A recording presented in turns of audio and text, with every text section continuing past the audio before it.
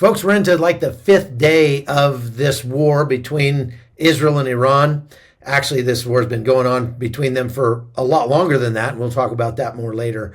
But we have updates on the damage that's happened inside Israel, with 24 people now confirmed dead and several hundred wounded. We're going to talk more about that with Aryeh Meyers. He's a public affairs guy with MDA, that's Magen David Adom, the ambulance service that operates across Israel. They've been doing a fantastic job trying to reach the wounded and help the people who are hurt. So, Aryeh, thank you for being with us.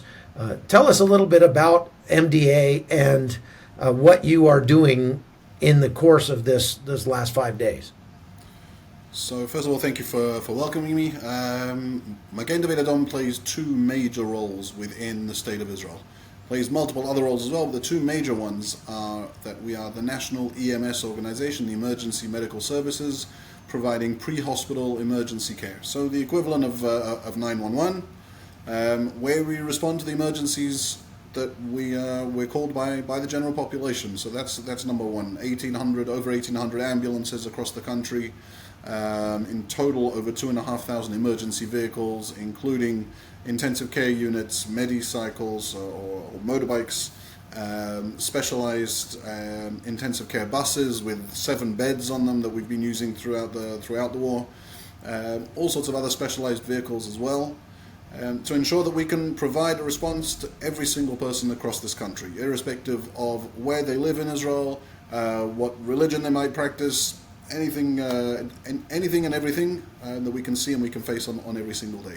That's role number one. Role number two, equally as important, is that we are the National Blood Services Organization. So we are the National Blood Bank for the State of Israel.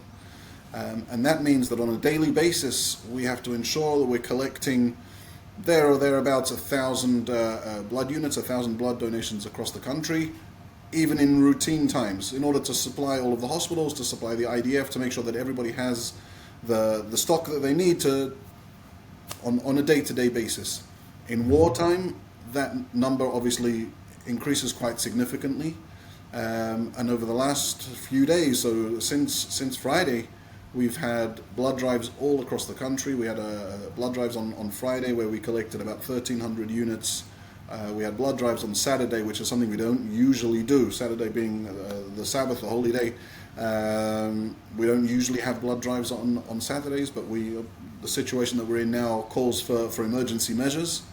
So we collected almost 2,000 donations that day, and on Sunday we collected about 2,500. And this is all just to make sure that we're able, again, to ensure the blood supply is uninterrupted for the whole of the state of Israel. In order to do that, we actually have a unique blood bank. The building physically itself is unique. It is built where all the labs and all of the storage facilities are in protected shelters underground to ensure that we have no disruptions to the actual production, to the actual testing. Everything that needs to happen can continue, whether there's conventional weapons being fired at us or even non-conventional weapons being fired at us. We have to make sure that we can continue operating, and that's what we're doing in this brand new building. Now, I was just listening to a report that was saying that from the press in Iran, the state-run media, is claiming that every missile that they've fired is fired at a military target and that they have all accomplished their objectives and gotten through. What are you seeing on the ground in Israel? So first of all, we are immensely grateful to two major factors. Number one is the general population actually following the instructions of the Home Front Command, who say exactly where we can shelter, that we have warnings of when the missile attacks are actually happening, so we have time to seek that shelter. And number two is obviously the incredible missile defense system that the State of Israel has, starting from the Iron Dome and the Arrow systems and all different systems that we have, that take out a significant percentage of these incoming missiles.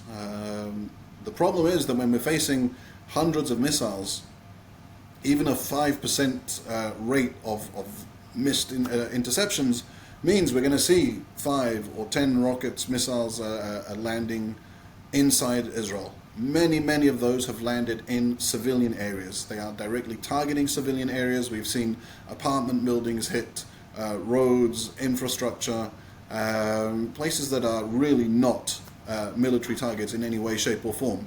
And we're having to deal obviously with a population that's being directly affected. As you mentioned right at the beginning, unfortunately over 20 lives have been lost. We've treated and evacuated over 700 people in the last few days just from these missile attacks, and we are seeing missiles that we've not seen in the past fired at Israel, certainly not for an exceptionally long time. We're talking about 1,000-pound and more payloads, warheads with huge capability for damage. So it's not just the strike site itself, but that damage can spread over a significant area. And we're there to treat anybody who needs treating. By my count, since last April, Iran has fired somewhere around 670-ish missiles at the state of Israel. 24 people total have been killed, not including 25, including the Palestinian guy that was struck in October. But that's just astounding. I mean, to have that many missiles, and that says nothing for the hundreds and hundreds of drones that have been fired as well at Israel, and says nothing of the tens of thousands of rockets that have been fired by Hezbollah and Hamas.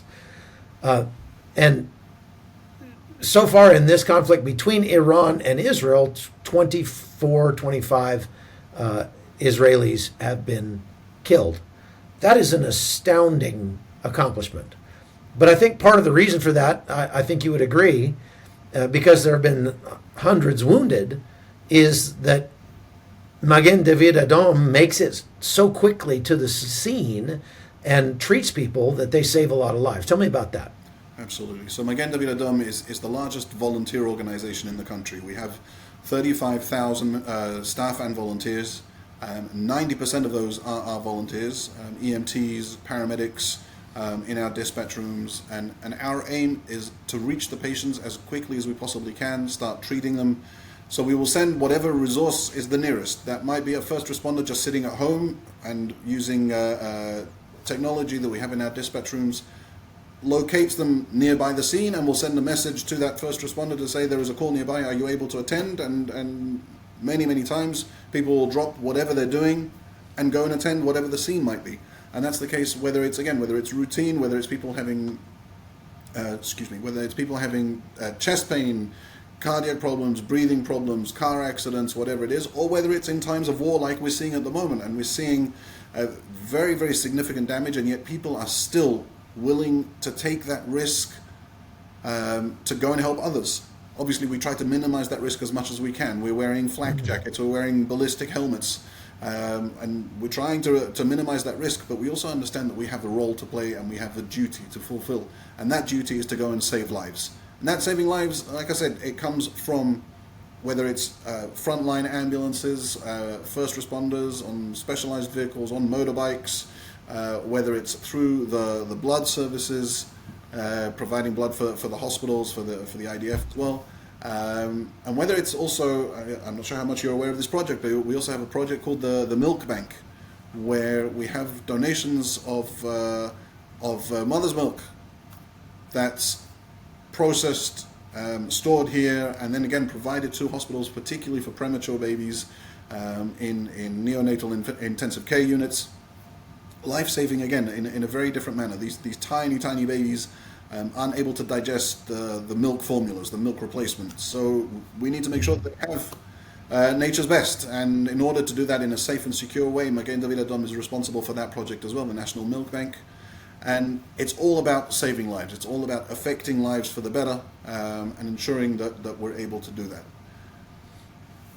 You know, I very often have said that if you want to know whether or not something is good or evil, it's easy to tell, because good leads to life and flourishing, evil leads to death. And virtually everything that you see Israel doing, even the kinetic violence that they're visiting on Iran, seems designed to bring life and flourishing, not just to the Israeli people, which is its job. I mean, the government's job is to do that, but also for the Iranian people and for the people of Gaza, and that, freeing them from the incredibly violent and brutal tyranny that they've been under. How do the Israeli people that you talk to feel about Israel continuing to prosecute this war? Should they continue, or should they look for an off-ramp, a ceasefire? What are they saying? So, like with everything else, there's many opinions. But what I can tell you for certain is that every single Israeli has the same basic desire, and that basic desire is to live in peace. How to achieve that peace? There's multiple different ways of coming at it. As far as the Iran incident at the moment, I think there's pretty much across the board agreement that it had to be done. It had to be done. That we were facing an absolutely existential threat. An existential threat is something that's very difficult to portray to somebody who doesn't necessarily live it, and we would like to live in that with that same sort of luxury. But when we know that we have people on our borders whose aim is to destroy the state of Israel, to destroy the Jewish state, we have to make sure that we're taking care of ourselves, and we have many, many allies who help us do that in multiple different ways. As far as Magen David Adom is concerned, we have allies who help us through through donations. So because Magen David Adom relies heavily on bringing vehicles from external sources, buildings, medical equipment, and whilst we're mandated by the Israeli parliament to provide all of this aid, all of this care to the whole of the Israeli nation, we're not actually budgeted by them. So we source a lot of donations from overseas, particularly from the United States, from organizations that are Jewish organizations and Christian organizations as well, have been an absolutely incredible help throughout this war, and before as well, but certainly throughout this war. And it's been an amazing thing to see and to experience and to feel that warmth and that sense of kinship from across the entire globe, from people who are there, who want to support Magen David Adom, who want to support the state of Israel, who want to ensure the continuation of the Jewish state. And it's an amazing thing to see. And I think, again, the people who live in Israel are very resilient. And you'll see at the moment that the airport in Israel, the international airport at the moment, is closed. There are no flights in or out at the moment. We're looking at restarting them. But what people are fighting to do is, we have tens of thousands of Israelis at the moment who are actually not in Israel, who are trying to get back to Israel. And I think that's an incredibly powerful thing, where people know that this is a war zone, and yet they're fighting each other to try and get home, because that's exactly what it is. It's home. But they know they're going into a war zone. They understand the risks, and they could stay in wherever they're holidaying. They could be in New York, they could be in Australia, they could be anywhere around the world. But what we've got is people literally fighting to come back to Israel. So yeah, that's remarkable. Make it back for home. sure, for sure. So when we see the casualty reports after each of these volleys, most of the casualties are listed as they're very few in serious condition, and then there are various levels, and the majority of them seem to be just lightly wounded and are treated and released or something like that. Can you explain a little more about how you classify the different levels of seriousness of those injuries?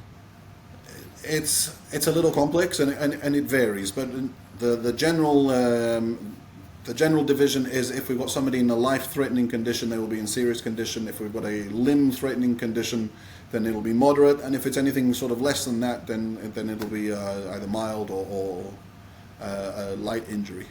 And some of what you're seeing is just anxiety attacks and things like that, right? Absolutely. I mean, the anxiety levels in this country on the whole are obviously extremely high, have been since the 7th of October. And when you're living your life from air raid siren to air raid siren, knowing that you have to run into the safe room, depending on where you are in Israel, there's a very limited time to do it. When we were talking about Hamas attacks in the south, the towns around the Gaza border had between 5 and 15 seconds to seek shelter. It's a very stressful existence to have. With the rockets, the missiles from Iran at the moment, we've got a little bit more notice, but we're still living life in this sort of very stressful situation. Our teams, our EMTs and paramedics, are seeing scenes and sights that are beyond anything many of them have seen. A lot of the paramedics that we have, a lot of those EMTs are volunteers, are young volunteers or young members of staff who are just starting. They're 20, 21 years old, and they're seeing things that many people 2 and 3 times their age haven't seen in their lives, and they're seeing it on a daily basis. So we have to look after the welfare of our people as well. We have to ensure that we have to look after the welfare of the general population as well. We have systems in place to ensure that we can do that as well. How do you treat people that have anxiety? What do you do for them? In most cases, anxiety can be treated with just helping the patient just settle down, just take deep breaths, reconnect with their surroundings. Really, it's very basic things. In most cases, anxiety is just that. It's just a mental state that you have to kind of work through. In certain cases, it extends beyond that, and it becomes more complex. Do they have counselors or something like that? Absolutely. So we have, certainly internal, we have counselors, we have psychologists, psychiatrists that we work with. We have a mental health system. We've trained quite a number of paramedics as well to be mental health first responders. So if there's a mental health crisis, they'll have specialist training in how to deal with that as well. We're trying to do everything we possibly can to try and help both ourselves and also the population all around us. That's great. Well, you're doing a lot of great work, and so my hat's off to you. How do people, if they want to support Magen David Adom, how do they do that? How do they get a hold of you?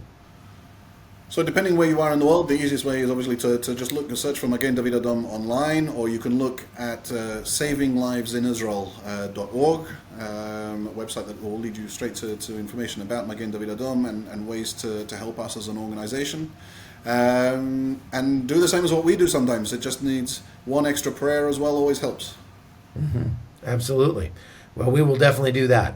So, Aryeh, thank you very much for giving us some of your time. I know you've been running back and forth to the shelters yourself. And so I pray that you'll be safe and that Israel, there'll be peace in Israel very soon. Thank you again for joining us. Thank you very much.